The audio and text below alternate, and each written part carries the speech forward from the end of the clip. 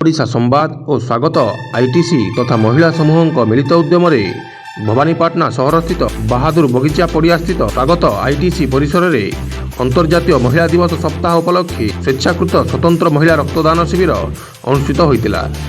ଏହି ରକ୍ତଦାନ ଶିବିରକୁ ମୁଖ୍ୟ ଅତିଥି ରାଜ୍ୟସଭା ସାଂସଦ ସୁଜିତ କୁମାର, ସମ୍ମାନିତ ଅତିଥି ଭବାନୀପାଟଣା ପୌର ପରିଷଦ ଅଧ୍ୟକ୍ଷା ସଂଯୁକ୍ତା ବେହେରା, ମୁଖ୍ୟ ବକ୍ତା ଡାକ୍ତର ହରିଶ କୁମାର ସାହୁ, ସମ୍ମାନିତ ଅତିଥି ଜିଲ୍ଲା ସୂଚନା ଓ ଲୋକସମ୍ପର୍କ ଅଧିକାରୀ ମନୋଜ କୁମାର ବେହେରା, ବିକାଶ ଗ୍ରୁପ ଅଫ୍ ଇନଷ୍ଟିଚ୍ୟୁସନର ନିର୍ଦ୍ଦେଶିକା ବିଜୟା ଶ୍ୟାମଳା, ପୂର୍ବତନ ପୌର ପରିଷଦ ଅଧ୍ୟକ୍ଷା ଲଳିତା ନାୟକ, ରାଜ୍ୟ ସିଟି ଶିକ୍ଷକ ସଂଘ ସଭାପତି ପ୍ରଦୀପ କୁମାର ସାହୁ, ମାନସ ଦାସ, କବିତା ପଟ୍ଟନାୟକ, ସଂଘମିତ୍ରା କାଉନସିଲର ଭୁବନ ବାଗ, କମଳିନୀ ପଣ୍ଡା, ଦମୟନ୍ତୀ ଦାସ, ଚିତ୍ତରଞ୍ଜନ ଦାସ, ଧୃତି ସୁନ୍ଦର ଦାସ, ସହରାଞ୍ଚଳ ସିଡିପିଓ ଅଞ୍ଜଳି ପ୍ରଧାନ, ଏସ୍ଡବ୍ଲ୍ୟୁଓ ଦ୍ରୌପଦୀ କହଁର ପ୍ରମୁଖ ଯୋଗଦେଇ ରକ୍ତଦାନ କାର୍ଯ୍ୟକ୍ରମକୁ ଉଦ୍ଘାଟନ କରିଥିଲେ।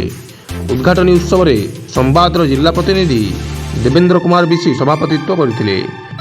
ରକ୍ତଦାନ କାର୍ଯ୍ୟକ୍ରମକୁ ସ୍ୱାଗତ ଆଇଟିସି ଅଧ୍ୟକ୍ଷ ପ୍ରଦୀପ ଦାସ, ନିର୍ଦ୍ଦେଶିକା ପ୍ରୀତି ପଟ୍ଟନାୟକ ଓ ଶିକ୍ଷୟିତ୍ରୀ ଜ୍ୟୋତିରାଣୀ ଦାସ ପରିଚାଳନା କରିଥିଲେ।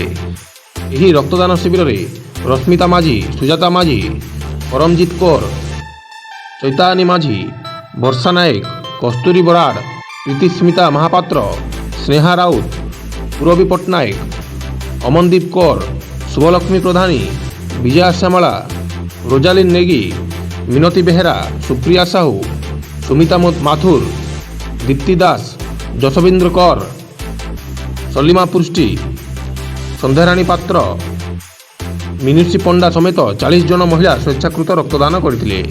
ବ୍ଲଡ଼ ବ୍ୟାଙ୍କର ଲ୍ୟାବ୍ ଟେକ୍ନିସିଆନ୍ କୃଷ୍ଣଚନ୍ଦ୍ର ସାହୁ, ସଞ୍ଜୀବ କୁମାର ମହାକୁଡ଼, ଗିରୀଶ ନାୟକ ପରିଚାଳନା କରିଥିଲେ।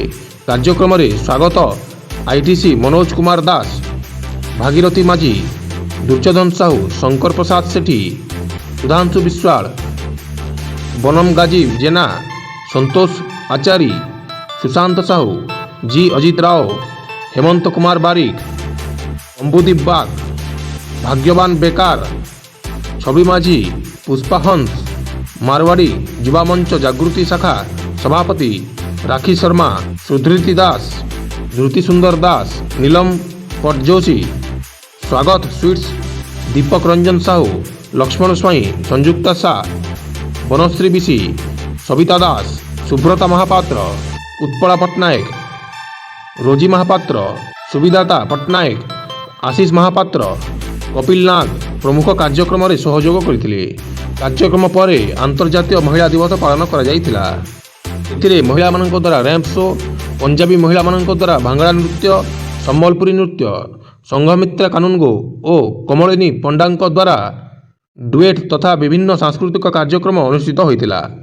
ମହିଳାମାନଙ୍କର ଡ୍ରେସ୍ କୋଡ୍ ସବୁଜ ରଙ୍ଗର ଶାଢ଼ୀ କାର୍ଯ୍ୟକ୍ରମକୁ ଆହୁରି ଶୃଙ୍ଖଳିତ କରିଥିଲା। ଏହି ଅବସରରେ ସ୍ୱେଚ୍ଛା ରକ୍ତଦାତାମାନଙ୍କୁ ଉପଢୌକନ ଦେଇ ସମ୍ମାନିତ କରାଯାଇଥିଲା। ଏହି କାର୍ଯ୍ୟକ୍ରମକୁ ସ୍ୱାଗତ ଆଇଟିସିର ନିର୍ଦ୍ଦେଶିକା ପ୍ରୀତି ପଟ୍ଟନାୟକ ଓ ଜ୍ୟୋତିରାଣୀ ଦାସ ପରିଚାଳନା କରିଥିଲେ। କଳାହାଣ୍ଡିରୁ ହେମନ୍ତ ସାହୁଙ୍କ ରିପୋର୍ଟ, ସଂଘାର ଲାଇଭ୍।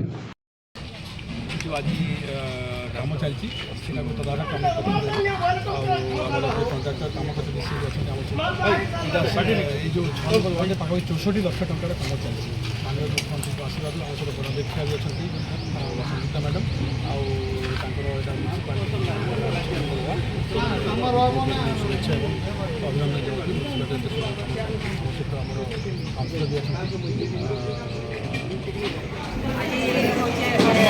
আন্তর্জাতীয় মহিলা দিবস সপ্তাহ যদি পালন করা হয় আজ স্বাগত আইটিসি তরফରୁ আজ এবং ଆମ ଓଡ଼ିଶା ସମ୍ବାଦ ତରଫରୁ ମିଳିତ ଭାବରେ ଆଜି ସ୍ୱେଚ୍ଛାକୃତ ରକ୍ତଦାନ ଆଜି ସ୍ୱେଚ୍ଛାକୃତ ଭାବରେ ରକ୍ତଦାନ ଆସିକି ରକ୍ତଦାନ ଦାନ କରିବା କଥା। ପ୍ରତ୍ୟେକ ମଣିଷ ଯେତେ ବି ଅଛନ୍ତି ଆଜି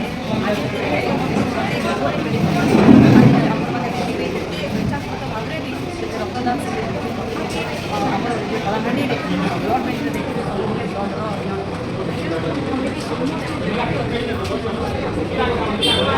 ରକ୍ତଦାନ